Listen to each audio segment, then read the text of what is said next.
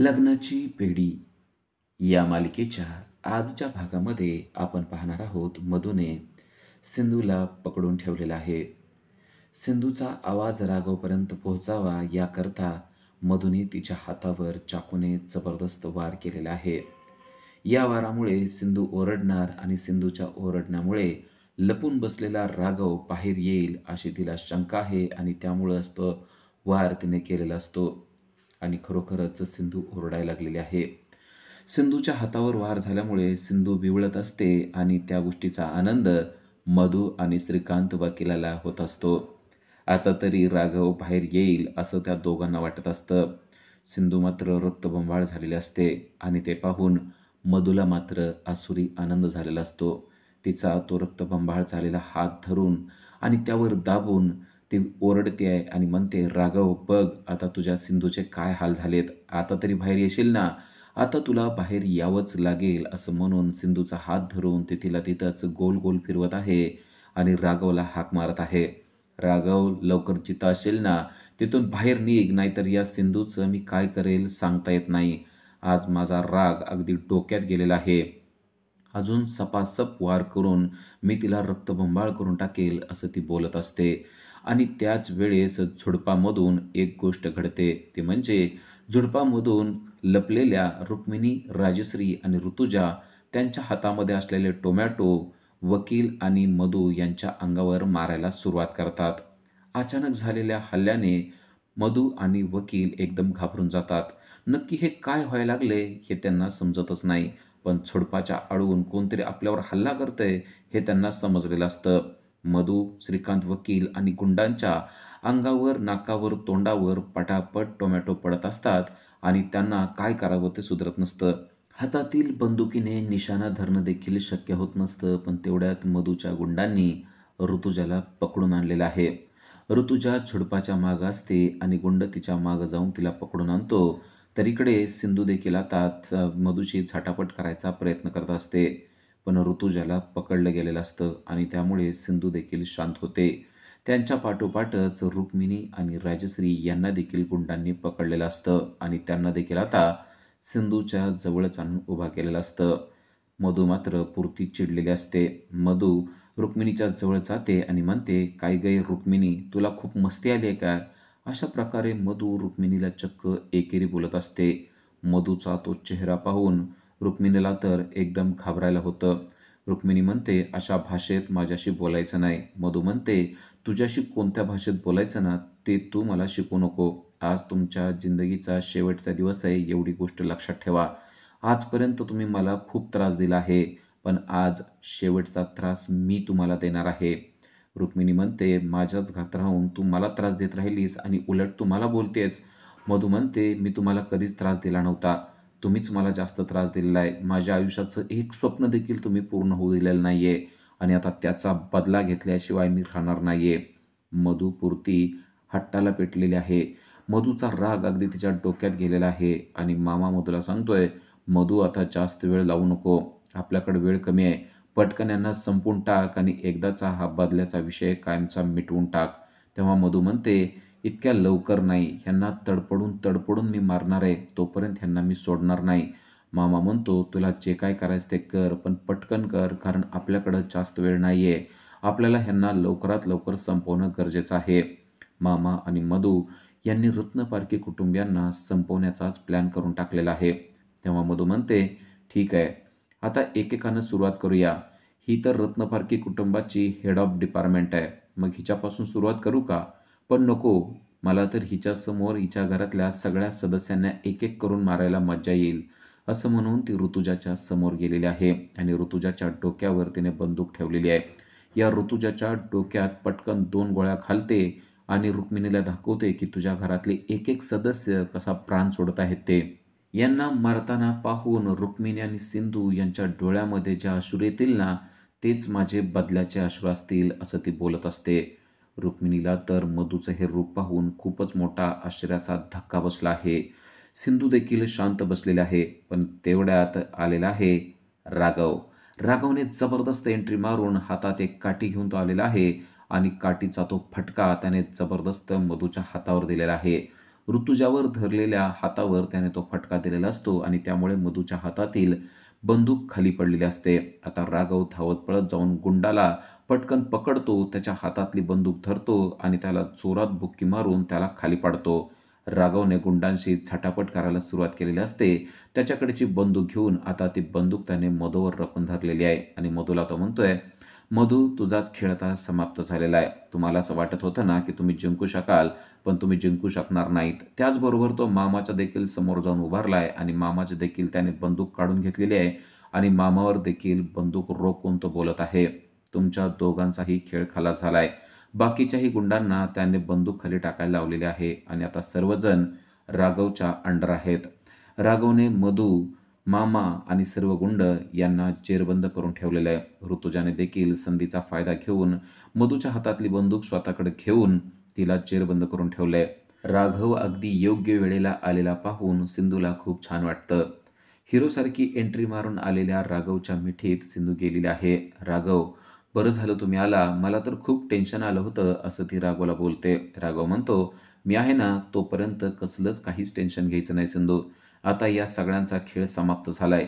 यांना आत्ताच्या आत्ता आपण पोलिसाच्या ताब्यात देऊया," असं तो बोलत असतो. तेव्हाच मधूचं लक्ष ऋतुजाच्या हातातील बंदुकीकडे असतं. ऋतुजाची बंदूक हळूहळू खाली चाललेली असते. ऋतुजाचं सगळं लक्ष राघव आणि सिंधू काय बोलतायत तिकडं असतं आणि त्याच वेळेस मामा मधूला इशारा करतो आणि मधू देखील मामाला इशारा करते आणि आता तिचा प्लॅन आहे तो म्हणजे ऋतुजाच्या हातातील बंदूक घेऊन पुन्हा एकदा रत्नपारखी कुटुंबियांना वेठीस धरायचं आणि तिचा तो प्लॅन एका क्षणात सक्सेस देखील होतो.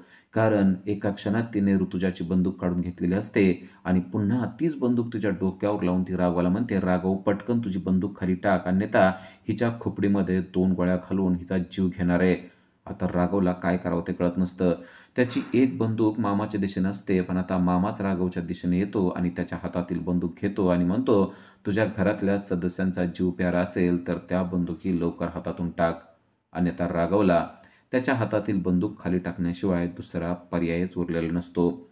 मामाने राघवकडची बंदूक काढून घेतलेली असते आणि पुन्हा एकदा रत्नपारखी कुटुंबीय मामा आणि गुंड यांच्या तावडीत सापडलेले असतात आणि आता सगळे रत्नपारखी कुटुंबीय त्यांच्या समोर उभे आहेत. आता कोणीही मदतीला येण्याची अपेक्षा देखील उरलेली नसते आणि आता मधू म्हणते, "बरं झालं. आता सगळे रत्नपारखी कुटुंबीय एकत्र आलेले आहेत. या सर्वांचा जीव घ्यायला आता मला खूप मज्जा येणार आहे. या सर्वांना तडपडून तडपडून मरताना बघताना मला खूप चांगलं वाटत आहे. कारण आजपर्यंत यांनी मला खूप त्रास दिलेला आहे. त्या त्रासाचा सगळा बदला घेतल्याशिवाय मी राहणार नाही." मामा देखील मधूला म्हणतोय, "मधू, आता मात्र कसलीच वाट पाहू नको. आत्ताच्या आत्ता या बंदुकीतल्या सगळ्या गोळ्या खाली कर आणि या रत्नपारखी कुटुंबियांना कायमचं संपवून टाक आणि तुझा बदला घेऊन टाक." मधू म्हणते, "तेच तर मला करायचंय. आता किती आनंद मला झालाय हे मी सांगू शकत नाही. या सिंधूच्या समोर या सर्व रत्नपारखी कुटुंबियांना मी संपवणार आणि रडत बसलेली सिंधू तिचा चेहरा पाहणार, तेव्हा माझं स्वप्न पूर्ण होणार.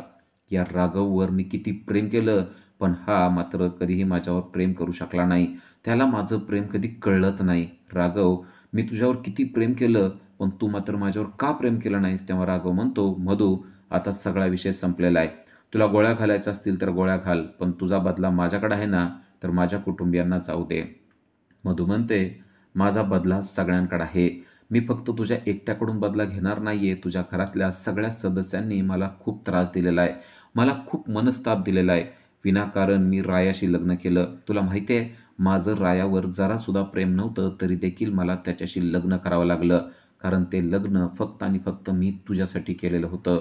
जेव्हा ते असं बोलत असते, तेव्हा रुक्मिणी म्हणते, "किती निर्लज्ज बाई आहेस तू." तेव्हा मधू चिडते आणि म्हणते, की "आत्ताच्या आत्ता एक गोळी तुझ्या डोक्यात घालीन. शांत बस.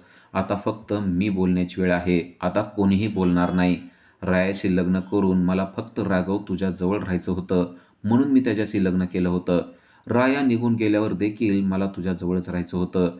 त्यावेळेस मी विचार केला, आता तरी तू माझ्या प्रेमात पडशील, म्हणून मी तुझ्या बाळाला जन्म दिला.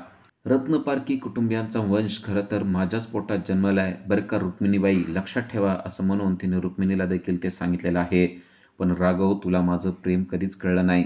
संसार न करता एखाद्या स्त्रीनं एखाद्या पुरुषाच्या प्रेमात पडणं आणि कायमस्वरूपी त्याच्याजवळ राहणं आणि त्याच्या प्रेमाची अपेक्षा करणं हे किती कठीण आणि वाईट असतं ना, ते मला विचार. तुझ्या प्रेमासाठी तीळ तीळ तुटत राहिलेले आहे मी, पण तुला माझं प्रेम कधीच कळलं नाही आणि तुला जे प्रेम कळलं नाही ना, त्या प्रेमाचाच आज बदला घेतल्याशिवाय मी राहणार नाही. एक एक क्षण मी तुझ्या प्रेमासाठी तुटले ना, तसंच मी देखील तुला या सर्व लोकांच्या प्रेमासाठी तुटायला लावणार आहे. दरवेळेस मी प्लॅन करत राहिले, पण दरवेळेस माझा प्लॅन फेल केला तो या सिंधूने. तू या सिंधूबरोबर लग्न करून आला ना, त्या दिवसापासून ही सिंधू माझ्या डोक्यात बसलेली आहे. त्या दिवसापासून मला असं वाटतं, की हिचा बदला घ्यावा आणि हिला संपवून टाकावं. हिनेच माझं आयुष्य खरं तर बरबाद केलेलं आहे. माझ्या सगळं दुःखाचं, रागाचं आणि माझ्या फ्रस्ट्रेशनचं कारण आहे ती म्हणजे ही सिंधू. पण राघव, एकदा जरी तू माझ्यावर प्रेम केलं असतंस ना, तरी देखील ही गोष्ट आज मी केली नसती. पण हे सगळं तू देखील मला करायला भाग पाडलेलं आहेस, लक्षात ठेव. मधू पटापट तिचे सगळे गुन्हे कबूल करत आहे. ती सांगते की कशाप्रकारे ॲक्सिडेंट झाल्यानंतर विनूला देखील तिने घरी आणलं. त्याचबरोबर कशाप्रकारे सिंधूला देखील तिने दरीत ढकलून दिलं. एक-एक गुन्हे मी केलेले आहेत, असं ती सर्वांना आता स्पष्टपणे सांगत आहे. आणि ते गुन्हे करण्यापाठीमागं माझं खरं तर काहीच नाहीये. मला गुन्हे करायला लावणारे तुम्हीच होता. फक्त गुन्हे माझ्या हातून घडत होते. माझ्या प्रेमासाठी मी सगळं काही करत होते, पण माझं प्रेम तुम्ही कधीच समजून घेतलं नाही. तुमच्या घरामध्ये तुम्ही मला कधीच चांगली वागणूक दिली नाही, असं देखील ते बोलते. मामाला मात्र आता वेगळीच भीती वाटत असते. ही मधू रागाच्या भरात आपले सगळे गुन्हे कबूल करत आहे, हे त्याच्या लक्षात आलेलं असतं आणि म्हणूनच तिला थांबवणं गरजेचं आहे. हे लक्षात घेऊन तो तिला म्हणतो, "मधू, आता काहीसुद्धा बोलू नकोस, पटकन गोळी चालव." तेव्हा मधू त्यालाच थांबवते आणि म्हणते, "मामा थांब जरासं. मला बोलू दे. आजपर्यंत मी हे बोलू शकले नाही, पण आत्ता मला हे बोलायचंय. किमान ह्यांना मरण्याअगोदर तरी माझी व्यथा सांगू दे, तेव्हा ह्यांना कळेल की मी ह्यांना का मारत आहे. ह्यांची मरण्याचीच लायकी आहे हे ह्यांना समजू दे." असं म्हणून मधू एक-एक गुन्हा सांगत आहे. त्यानंतर माझा शेवटचा प्लॅन देखील मी करत होते. माझ्या शेवटच्या प्लॅनमध्ये राघव, मी तुला बरोबर गुंतवलं होतं, पण तेव्हा देखील ही सिंधूमध्ये आली आणि या सिंधूमुळेच माझा प्लॅन फेल झाला. पण राघव, आता मात्र माझा प्लॅन फेल होणार नाहीये. आता मात्र मी तुला सोडणार नाहीये. मधू तिचे सगळे गुन्हे मान्य करत असते, पण तिला माहीत नसतं की तिचे सगळे गुन्हे रेकॉर्ड केले जात आहेत. अवकाशात असलेलं ड्रोन तिचे सगळे गुन्हे कैद करत आहे. त्याचबरोबर ती जे काय करते त्याचं सगळं शूट करत आहे आणि ते लाईव्ह टेलिकास्ट पोलिसांना पाठवलं जातंय. या गोष्टीपासून ती मात्र अनभिज्ञ असते आणि तिने पटापट अजून देखील पुढचं बोलायला सुरुवात केलेली आहे. "राघव, तुला माहिती आहे ना कशाप्रकारे मी तुला अडकवलेलं होतं? आठवतंय का? मी तुझ्याकडं आलेले होते आणि तेव्हा मी तुला म्हणलं होतं की राघव, माझं तुझ्यावर खूप प्रेम आहे. तेव्हा देखील तू मला झिडकारलं होतंस. तू मला झिडकारलं होतंस, पण खरं तर तो माझा एक प्लॅनच होता. मला माहीत होतं की तू मला ॲक्सेप्ट करणार नाहीयेस आणि म्हणूनच मी खरं तर तुझ्याकडे आलेले होते. तुझ्यापुढं मी प्रेमाची भीक मागत होते, पण तेव्हा माझ्या डोक्यात खूप मोठा प्लॅन होता. तू मला झिडकारावं हेच माझ्या प्लॅनचा एक भाग होता आणि त्याप्रमाणे तू वागलास देखील. तू माझं प्रेम ॲक्सेप्ट केलं नाही आणि तेव्हाच मी तुझा बदला घेतला. राघव, त्यावेळेस मी खिडकीतून उडी मारून खाली पडले होते, पण खरं तर मला काहीच झालेलं नव्हतं. मी खिडकीतून उडी मारली, तू माझ्या मागं धावत पळत आला आणि मी खाली पडले होते आणि माझा जीव गेला होता असं तुला वाटलं, पण तो सगळा प्लॅन होता. माझ्या खोट्या खुनाच्या आरोपात मी तुला बरोबर अडकवलं होतं आणि त्यासाठी मला मामाने देखील मदत केलेली होती. मामाचे देखील ते आभार मानते आणि म्हणते की खरंच आता मात्र माझा बदला पूर्ण होणार आहे. मला किती चांगलं वाटतंय ते मी सांगू शकत नाही. खरं तुला आश्चर्य वाटलं असेल ना, की मी वरून उडी मारून कसं काय जिवंत राहिले? तर ते देखील सांगते, नीट ऐक.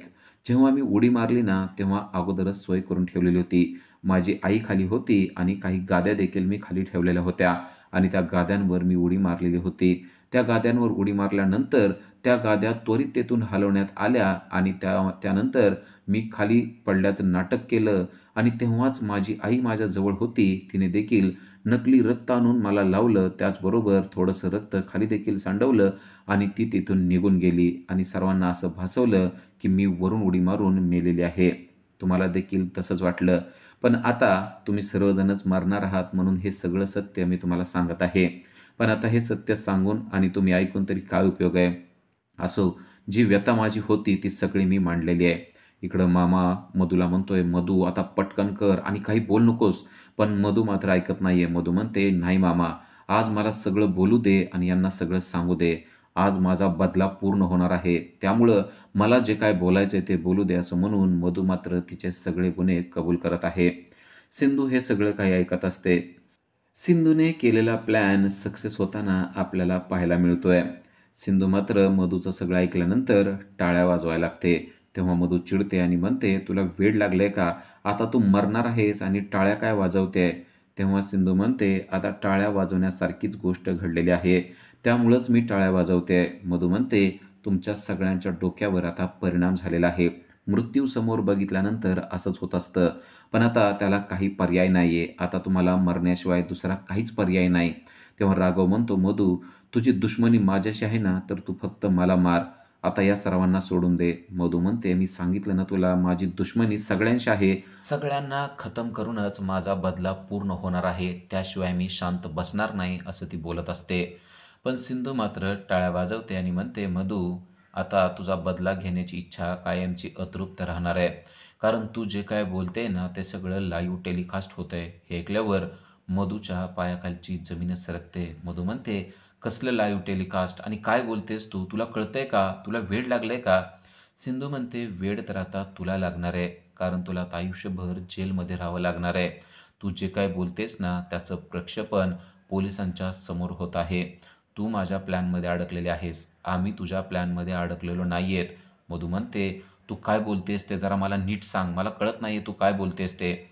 तेव्हा सिंधू सांगते, की "तू जे बोलतेस ना, ते सगळं ड्रोनचा कॅमेरा कॅच करत आहे. तुझं सगळं बोलणं पोलिसांपर्यंत पोहोचत आहे आणि आता तू तुझे सगळे गुन्हे देखील कबूल केलेले आहेस.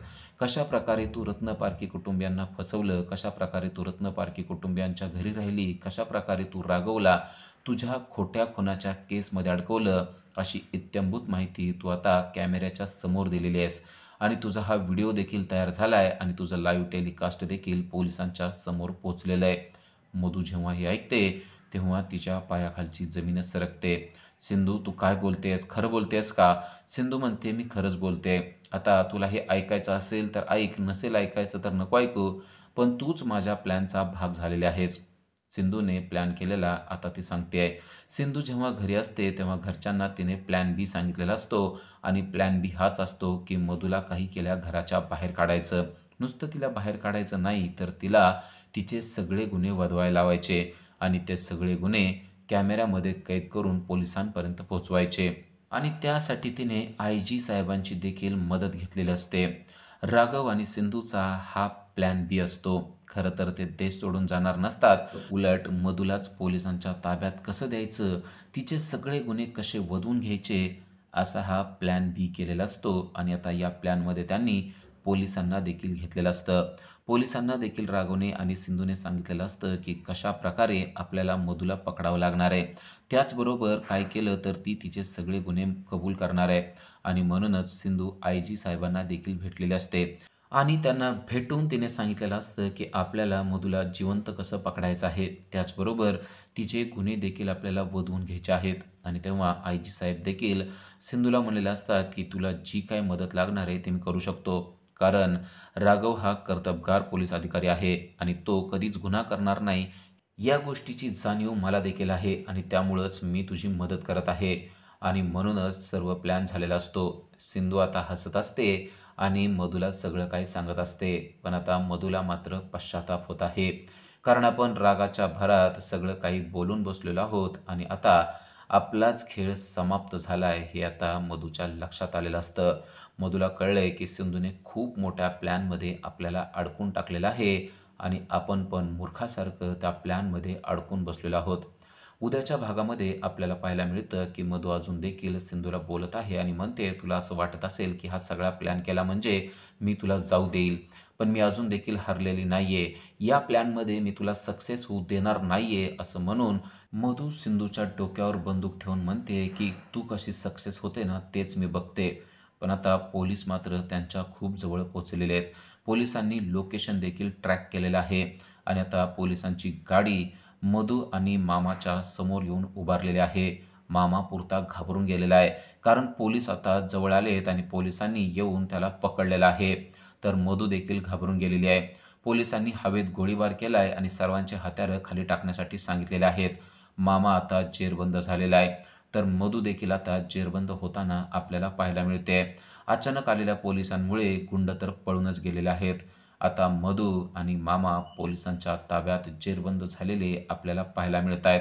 मधूचा खेळ समाप्त झालाय. मधूने सगळे गुन्हे तर कबूल केलेले आहेतच. त्याचबरोबर आता मधू पोलिसांच्या ताब्यात आहे. सिंधू आणि राघव यांचा प्लॅन सक्सेस झालेला आपल्याला पाहायला मिळतोय. अशा सिरियलच्या अपडेटसाठी आजच आमच्या चॅनलला सबस्क्राईब करा. Thank you.